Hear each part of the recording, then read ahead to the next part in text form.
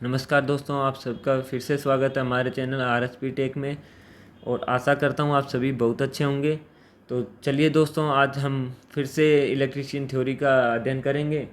और हमारा टॉपिक हो चुका था विद्युत के प्रकार तक, है ना। तो उससे आगे की आज हम थ्योरी पढ़ेंगे और समझेंगे चीज़ों को। तो सबको मेरी तरफ से नमस्कार। तो चलिए अब हम क्लास शुरू करते हैं, ठीक है। तो उस टॉपिक था हमारा विद्युत के प्रकार के बाद में नेक्स्ट टॉपिक हमारा है विद्युत संबंधित दुर्घटनाएं। विद्युत संबंधी दुर्घटनाएं।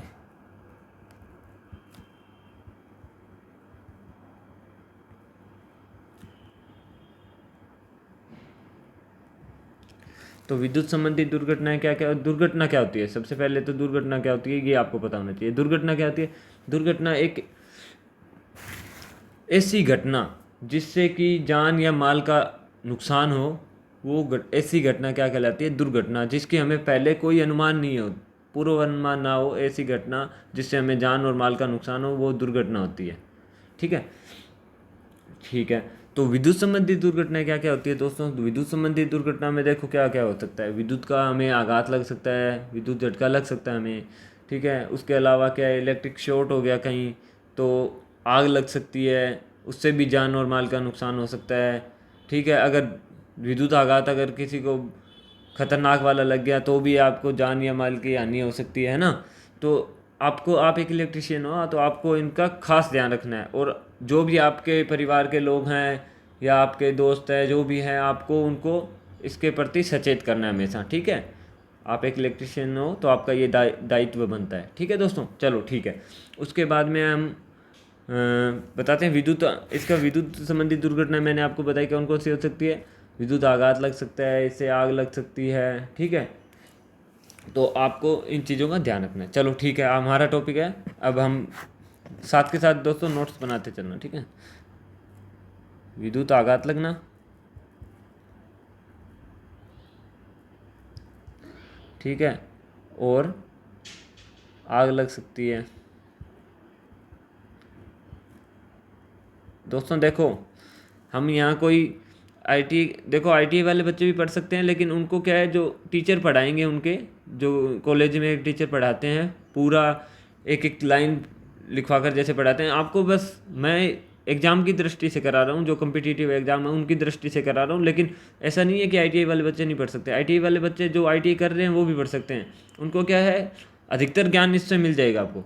लेकिन आपको पेपर में तो उनके हिसाब से लिखना होगा ना। और वैसे भी आजकल ऑब्जेक्टिव टाइप आ रहे हैं एग्जाम, तो कोई ज़्यादा दिक्कत है नहीं है आपको। अच्छा हो जाएगा, आपके तैयारी अच्छी हो जाएगी। चलो ठीक है दोस्तों, चलो पढ़िए। मैं शॉर्ट में जितना शॉर्ट लिखवा पाऊँगा और पूरी जानकारी दे पाऊँगा वो मैं दूंगा आपको, ठीक है। चलो ठीक है, क्योंकि ज़्यादा टाइम भी तो वेस्ट नहीं करना ना हमें। हमें कम समय में अच्छी तैयारी करनी है, ठीक है। चलो ठीक है। तो अब देखो, विद्युत आघात ये हो गया। विद्युत आघात और आग लगना ये हो सकता है विद्युत संबंधी दुर्घटनाएं, ठीक है। अब ये क्यों होती है, इनके पीछे हम खुद जिम्मेदार होते हैं। क्यों होती है? ये इसलिए होती है कि हम लापरवाही करते हैं। सबसे पहले हमें खतरे का पता ही नहीं है, यहाँ क्या हो रहा है, काम क्या हो रहा है, और हम चले गए वहाँ काम करने के लिए। ना सेफ्टी शूज़ हैं, ना कुछ और, ना कोई इंसुलेटेड ग्लव्स है हमारे पास, ठीक है। ना जो हमारे पास जो औजार है वो भी इंसुलेटेड नहीं है। तो बहुत से कारण होते हैं इनके पीछे। तो हम एक इलेक्ट्रिशियन हैं तो हमें जागरूक होकर कार्य करना है हमेशा, ठीक है। तो मैं कुछ ऐसे टॉपिक लिखा देता हूँ जिससे आपको ध्यान भी रखना है और आगे काम करते वक्त ध्यान रखना है, ठीक है। चलो ठीक है। तो पहला कारण लिखा देता हूँ मैं, खतरे का आभास ना होना,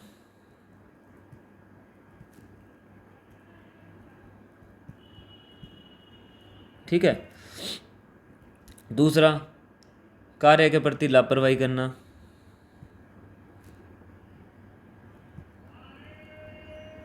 कैसे? कि आप काम कर रहे हो, ध्यान आपका कहीं और है, या जल्दबाजी में कर रहे हो, तो ऐसा नहीं करना है दोस्तों, ठीक है।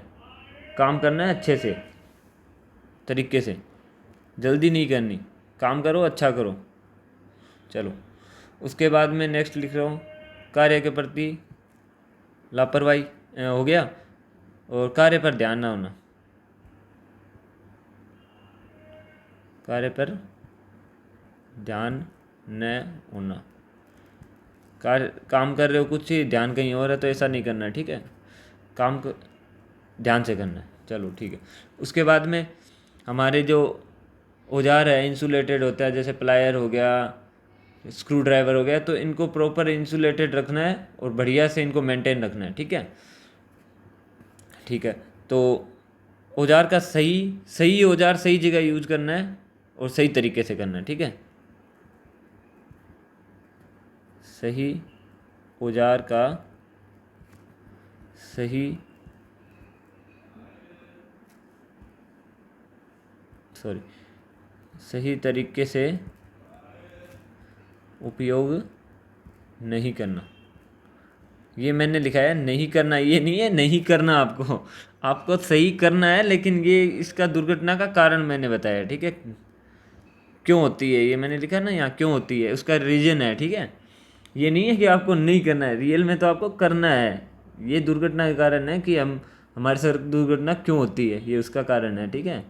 ये नहीं करने की वजह से होती है, लेकिन हमें करनी है, हमें उपयोग सही करना है, ठीक है दोस्तों। चलो ठीक है। अब उसके बाद में हम नेक्स्ट टॉपिक पढ़ेंगे, विद्युत आघात क्या होता है, ठीक है। विद्युत आघात आया ना इसमें, देखो सबसे पहले विद्युत आघात, उसके बाद में हम पढ़ेंगे अग्नि, ठीक है, आग जिसको बोलते हैं, ठीक है। तो अब विद्युत आघात क्या होता है, साथ के साथ दोस्तों नोट कर लेना इसको, ठीक है। थोड़ा टाइम दे देता हूँ मैं, नोट कर लीजिए आप, एक 20 सेकंड में नोट हो जाएगा ये तो। चलो ठीक है, हो गया होगा नोट, है ना। चलो ठीक है, आगे पढ़ाता हूँ। इसके बाद में विद्युत आघात क्या होता है।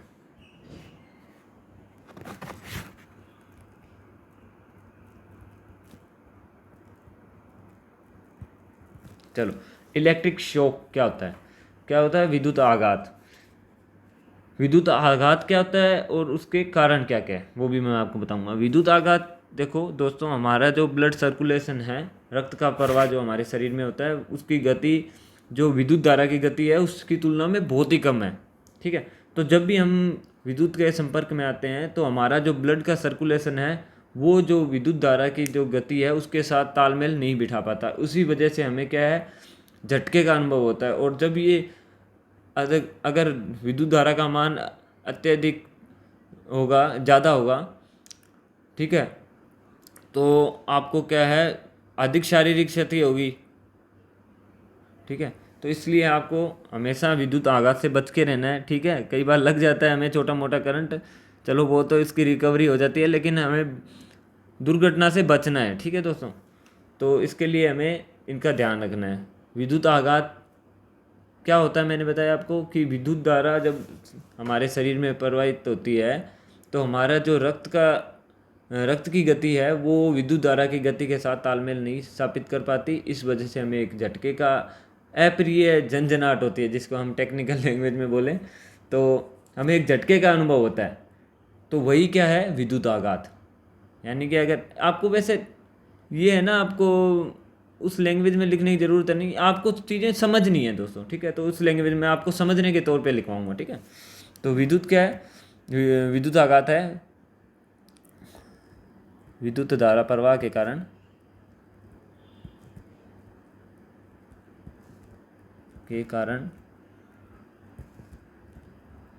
झटके का अनुभव,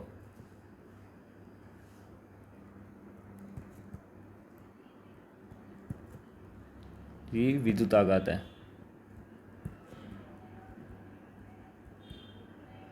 क्यों लगता है,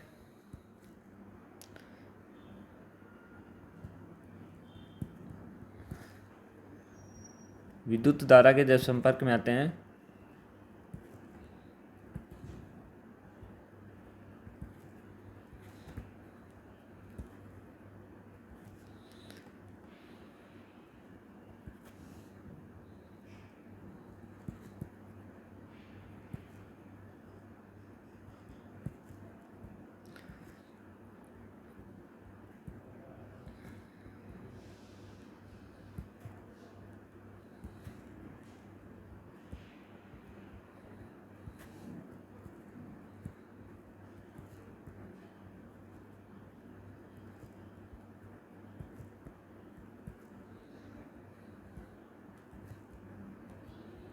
ठीक है दोस्तों। हाँ, विद्युत आघात क्यों लगता है? तो विद्युत धारा के संपर्क में आने पर शरीर के रक्त प्रवाह की गति का विद्युत धारा गति के साथ तालमेल स्थापित नहीं कर पाने के कारण हमें क्या लगता है? विद्युत का आघात। लेकिन विद्युत का आघात ये तो नहीं का रीजन तो ये तो नहीं है। रीजन क्या है? विद्युत के संपर्क, विद्युत जो नंगी तारों वगैरह के संपर्क में आने पे लगता है। ठीक है, लग गया? ठीक है। और विद्युत धारा की गति कितनी होती है बताओ?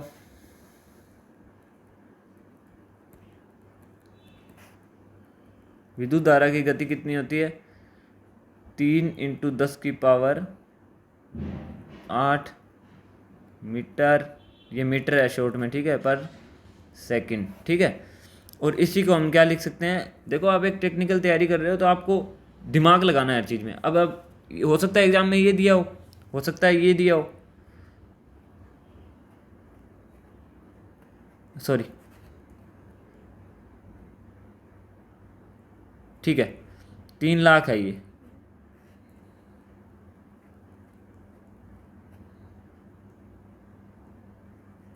तीन लाख किलोमीटर पर सेकंड, ठीक है, ये भी दिया हो सकता है। तो आपको दोनों ही ध्यान में रखना है। अगर आपको ये याद है तो भी आपका काम चल जाएगा, लेकिन आपको इसको बदलना आना चाहिए। ठीक है, वो मैं आपको सिखाऊंगा आगे कैसे बदलते हैं इसको। ठीक है, चलो, तो ये हो गया विद्युत धारा की गति। ठीक है, अब इसकी हानियाँ क्या क्या होती है वो मैं आपको बताता हूँ। विद्युत आघात लगने पे क्या क्या हानियाँ हो सकती है।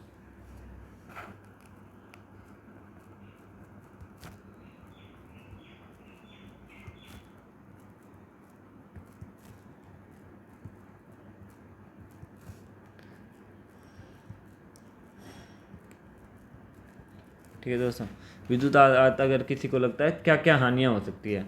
देखो, रक्तस्राव हो सकता है,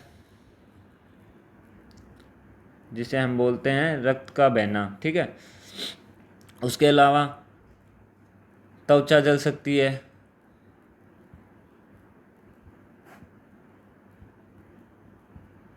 त्वचा जल सकती है। उसके अलावा अगर आपके नसें नसें सिकुड़ गई, ठीक है, नसें क्या है, विद्युत आघात लगेगा तो नसें सिकुड़ेगी। ठीक है, सॉरी, नसें सिकुड़ेगी तो उसके बाद में ब्लड का सर्कुलेशन रुक जाएगा, और ब्लड का सर्कुलेशन रुक गया तो आपको पता है अगर हार्ट तक ब्लड नहीं पहुंचा और आपके हर सेल्स तक ब्लड नहीं पहुंचा तो व्यक्ति की क्या हो जाएगी? मृत्यु। तो अंततः क्या है?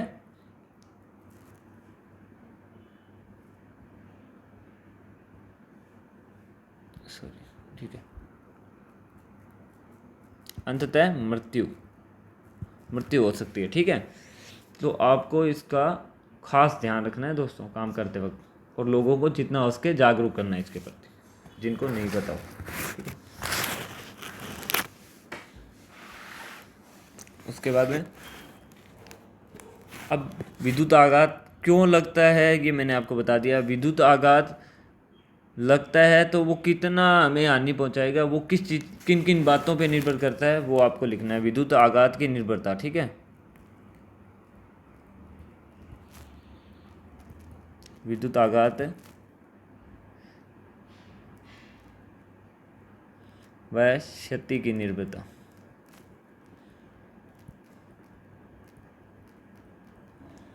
विद्युत आघात लगेगा तो कितनी क्षति होगी, ये किन किन चीज़ों पे निर्भर करती है।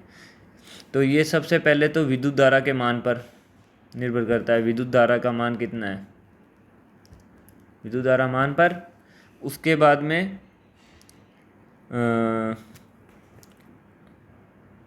जो विद्युत धारा प्रवाह का समय कितना है, प्रवाह का समय, ठीक है, और वोल्टेज, व्यक्ति की शारीरिक स्थिति,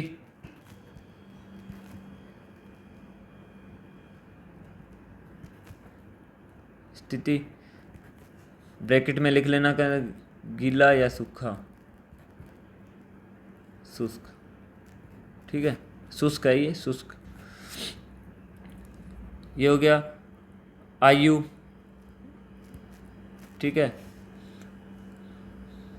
वोल्टेज आयु हो गया, अवस्था होगी। आज इन चीज़ों पे क्या करता है, विद्युत आघात और क्षति निर्भर करती है। ये कैसे कैसे करती है वो बताता हूँ।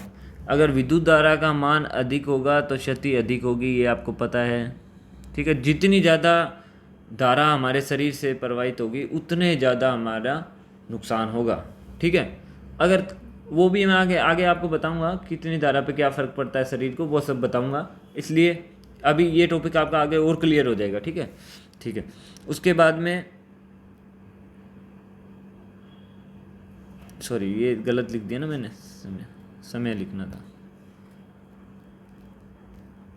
ठीक है, प्रवाह समय, जितने ज़्यादा समय तक आप इलेक्ट्रिसिटी के संपर्क में रहोगे उतना ज़्यादा आपको नुकसान होगा।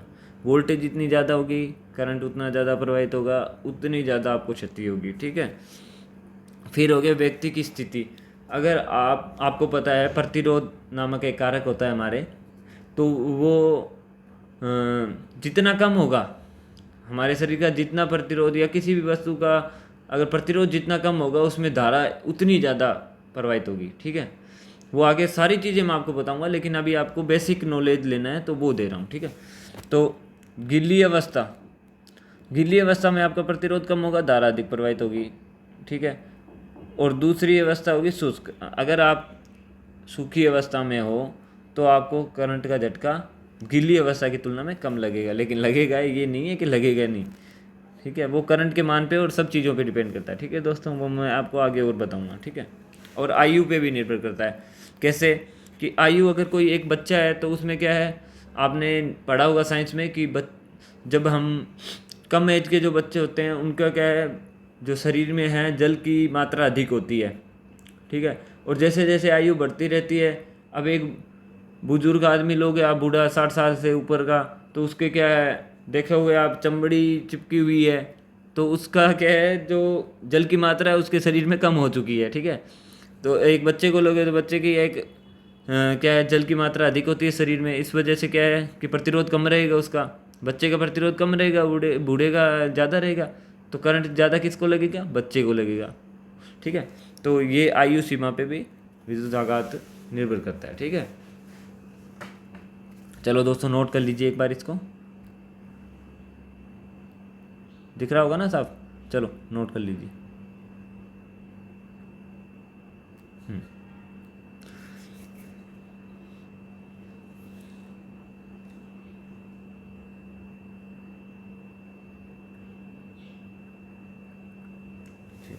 हो गया होगा नोट। अब उसके बाद में अगर किसी व्यक्ति को विद्युत का आघात लगता है तो आप क्या करोगे, अगर आपके सामने लग रहा है तो क्या करोगे, कुछ सावधानियां रखनी होती है। जैसे आपको इलेक्ट्रिक, जैसे अपने हो गए सेफ्टी शूज़ हो गए, इंसुलेटेड शूज़, वो पहन के रखने हैं, क्योंकि आप एक इलेक्ट्रिशियन हो, जब भी आप काम करोगे तो आपको ये चीज़ों का ध्यान रखना है, खास ध्यान रखना है। ठीक है, तो आपको सॉरी, ठीक है थोड़ा डिस्टर्ब हो गया था। तो अगर किसी को इलेक्ट्रिक शॉक लग जाता है तो आपको सबसे पहले तो, और वो छूट जाता है, अगर नहीं छूटता है तो आपको खुद को इंसुलेटेड होकर उसको पहले सावधानी पूर्वक छुड़वाना है।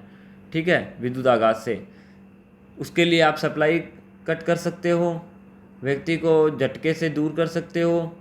ठीक है, लेकिन खुद को इंसुलेटेड रख के, पहले खुद की सेफ्टी, उसके बाद आप किसी को दूसरे को सेफ कर सकते हो। इसलिए सबसे पहले खुद की सेफ्टी, उसके बाद में दूसरों की सेफ्टी। ठीक है, ठीक है। उसके बाद में आपको, अगर किसी व्यक्ति, कोई व्यक्ति अगर विद्युत के संपर्क में आ भी जाता है तो उसके बाद आपको क्या करना है, तो सबसे पहले तो आप जितना जल्दी हो सके उसको चिकित्सक सहायता प्रदान करें, जितनी ज़्यादा जल्दी हो सके। ठीक है, अगर वो ज़्यादा उसको चोट लगी है तो। ठीक है, उसके बाद में अगर व्यक्ति बेहोश हो गया तो क्या करना है, अगर व्यक्ति बेहोश हो गया हो तो अपने सबसे पहले उसको प्राथमिक चिकित्सा जो देंगे उसमें देखो हमारी 3-4 विधियां होती है, वो हम देते हैं। ठीक है, लेकिन आपको ज़्यादा रिस्क नहीं लेना, जैसे नॉर्मल सी है वो आपको देनी है। ठीक है, ठीक है, तो वो क्या क्या होती है वो आपको नॉलेज में रखनी है कि क्या क्या होती है। ठीक है, क्योंकि इससे भी एग्ज़ाम में क्वेश्चन आते हैं और वो वैसे भी आपके जीवन में काम आने वाली चीज़ें हैं। तो आगे हम, अगला टॉपिक हमारा क्या रहेगा, यही उसी टॉपिक का पार्ट है। ठीक है, अगर कोई व्यक्ति विद्युत के संपर्क में आ जाता है और तो हम क्या करें।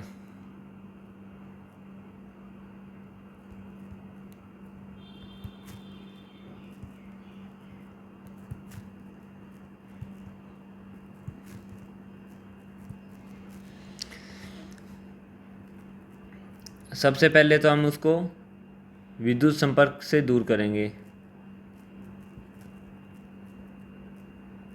देख रहे हो ना दोस्तों, राइटिंग में सुधार हो रहा है साथ के साथ। मैंने पहले दिन ही आपको बोला था राइटिंग थोड़ी हो सकती है गड़बड़ हो, लेकिन धीरे धीरे देखिए आप मैं सुधार कर रहा हूँ। वैसे ही आपको अपनी परफॉर्मेंस में सुधार करना है, ठीक है। जैसे ये चैप्टर कंप्लीट हो जाएगा उसके बाद में मैं आपको कुछ क्वेश्चन दूंगा, आपको साथ के साथ उनके आंसर अपने कॉपी में लगा लेने हैं और वो क्वेश्चन नोट कर लेने हैं, ठीक है दोस्तों। चलो ठीक है। सबसे पहले विद्युत संपर्क से हटाएंगे। हटाएंगे कैसे? खुद इंसुलेटेड होकर, ठीक है। वो मैं नहीं बताऊंगा, यहाँ नहीं लिखूंगा। हटाएंगे कैसे वो आपको मैंने बता दिया, वैसे हटाएंगे, ठीक है। उसके बाद में हम क्या करेंगे, उसको यदि व्यक्ति बेहोश हो गया हो,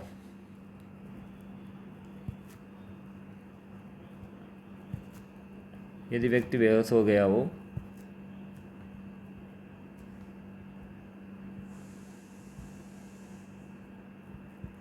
तो क्या करेंगे, तो क्या करें। मिस्टेक बहुत हो रही है ना, इसका भी चलो मैं करूँगा सुधार। क्या करेंगे, ये तो है क्वेश्चन। तो हम क्या करेंगे, सबसे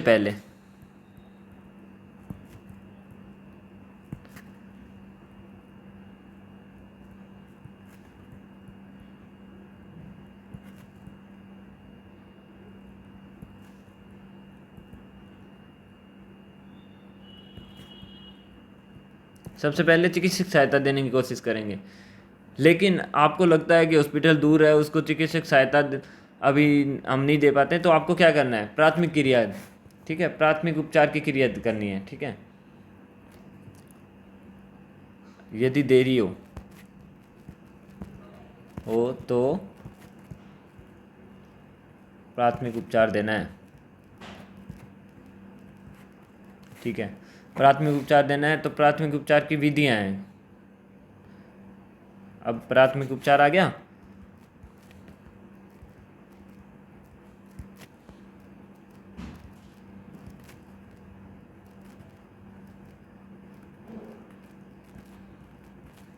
हाँ ठीक है, प्राथमिक उपचार की बेसिकली हम 3 ही पढ़ते हैं, ठीक है। लेकिन मैं आज आपको 4 बताऊंगा, आपको बस नॉलेज में रखनी है। आती नहीं है एग्ज़ाम में, अभी तक आई नहीं।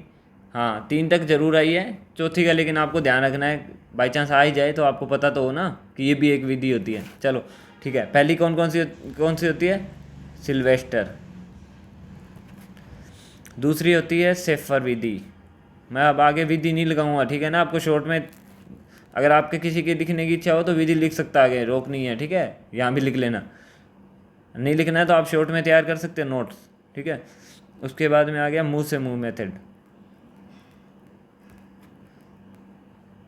मुंह से मुंह है, ठीक है। उसके बाद में एक बहुत ही क्लमजी सी है, बोलते हैं ना कि सूगली, वो है ये मुंह से नाक मेथड, ये विधि है, ठीक है। तो ये मैं आपको 3 बता दूंगा, चौथी के बारे में एक बार थोड़ा बता देता हूँ, ठीक है। अब आप सोचोगे कि यार मुंह से नाक विधि कैसी होगी, आपको ये हो सकता है ये भी अजीब लगे मुंह से मुंह विधि वाली, लेकिन ये देने में आपको ज़्यादा कष्ट नहीं होगा। लेकिन आप सोच रहे हो मुंह से नाक, यार ये क्या विधि है। तो कोई भी चीज़ है ना व्यक्ति की जान से ज़्यादा कीमती नहीं है, ठीक है। तो आपको सबसे पहले उसकी जान की परवाह करनी है ना। तो ये तो बात के काम है कि आपको बोलते हैं ना सूग आ रही है, ये काम नहीं करने अपने को, हमें व्यक्तियों का भला करना है ना। तो आपको ये अगर इसकी ज़रूरत पड़े तो आप दे सकते हो, ठीक है, और देनी भी चाहिए। लेकिन ऐसा नहीं है कि आप ऐसे ही दो, उसके लिए आप रुमाल रख सकते हो। ये भी मेथड, जब आप मुंह से मुंह विधि देते हो तब भी आपको एक साफ़ रुमाल रखना चाहिए, कपड़ा रखना चाहिए उस पर, फिर देनी होती है, ठीक है। तो उसके बारे में मैं बता देता हूँ एक बार। चलो ठीक है, ये नोट कर लिया होगा ऊपर वाला आपने, थोड़ा मैं ऊपर कर देता हूँ इसको।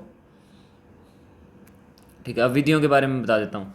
सबसे पहले मैं बार बार नहीं लिखूंगा सिल्वेस्टर विधि है ये वो है, ठीक है। मैं लिखता हूँ पहली विधि चलो लिख देता हूँ, आपको याद रहे। सिल्वेस्टर विधि कब देते हैं? सिल्वेस्टर विधि जब देते हैं जब व्यक्ति के छाले कहाँ हो? पेट पर।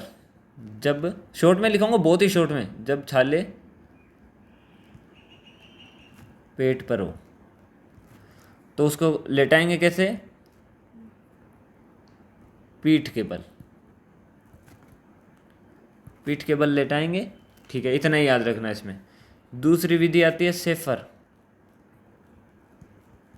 मैं अब आगे ये नहीं लिखूंगा दोस्तों, बार बार मैं बता रहा हूँ कि मैं ये नहीं लिखूंगा विधि और ये आप लिखते रहना, आपने मैंने एक बार बता दिया, ठीक है। ज़्यादा टाइम वेस्ट नहीं करना है इनमें। सेफर विधि आपको सिर्फ सब समझना है और याद रखने के लिए नोट्स बनाने हैं अपने बढ़िया से बढ़िया। ऐसे सजा सजा कर लिखने में कोई वो नहीं है। आप अपना अच्छे से नोट्स बनाइए जो आप परीक्षा के टाइम में आप कम से कम टाइम में उनको रिवाइज कर पाएँ। चलो ठीक है, समझ लीजिए बस चीज़ों को, ठीक है। सेफर विधि कब देते हैं? जब छाले सॉरी पीठ पर हो। तो कब लेके कैसे लेटाएंगे? पेट के बल। बस आपको याद रखना है इतना, ठीक है। ये नोट कर लीजिए जल्दी से।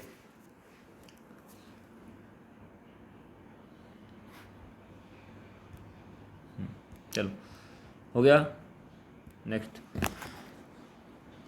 तीसरी विधि है मुंह से मुंह,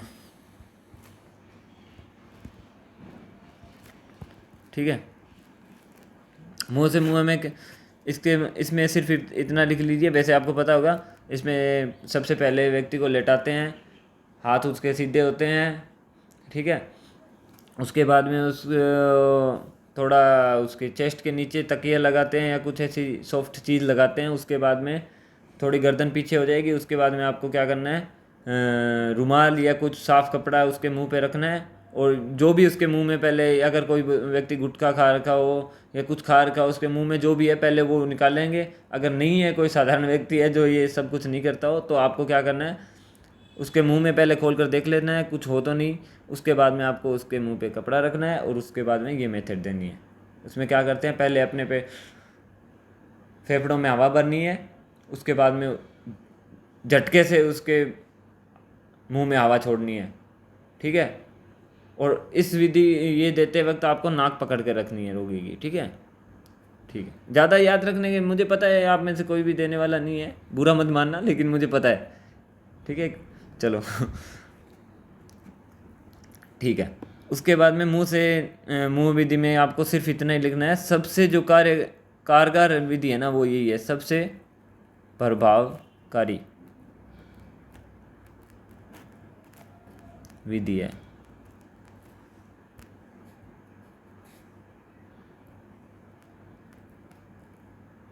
सबसे प्रभावकारी विधि कौन सी है? मुंह से मुंह।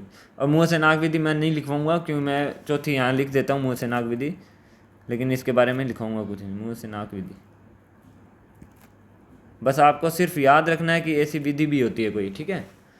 या आती नहीं है एग्जाम में, अभी तक आई नहीं है, आए तो आपको सिर्फ ऑप्शन मिलेगा कि मुंह से नाक विधि और ये हो तो कर देना। आपको कहीं पूछे कि इनमें से कौन कौन सी प्राथमिक उपचार की क्रिया है, आर्टिफिशियल रेस्पिरेशन बोलते हैं इसको, कृत्रिम श्वास की क्रिया बोलते हैं, ठीक है। कृत्रिम, जब व्यक्ति बेहोश होता है, या एक मिनट सॉरी,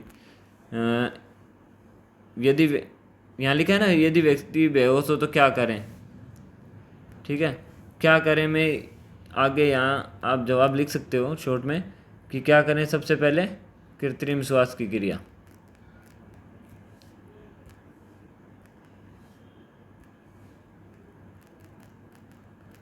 कृत्रिम श्वास क्रिया देंगे। और देंगे कौन कौन सी, वो मैंने आपको बता दिया, ठीक है। मुंह से नाक विधि तक हो गया, नोट कर लिया। चलो आज हम इतना ही पढ़ लेते हैं दोस्तों, है ना। बाकी की जो क्लास रहेगी आपकी आगे की, उसमें पढ़ाऊँगा मैं, ठीक है। चलो ठीक है, धन्यवाद। अपना ध्यान रखिए और बढ़िया से पढ़ाई करिए, ठीक है दोस्तों। ये टॉपिक पूरा होने के बाद में मैं आपका एक छोटा सा टेस्ट लूँगा, यही एक क्वेश्चन लिखूँगा मैं, और उसके साथ साथ में आपको अपना खुद का भी टेस्ट करना है, चीटिंग नहीं करनी है, ठीक है। वो मैं जब लूँगा तो आपको बता दूँगा। चलो ये नोट कर लेना, और चलो ठीक है, अब बाकी नेक्स्ट क्लास में देखेंगे। ओके।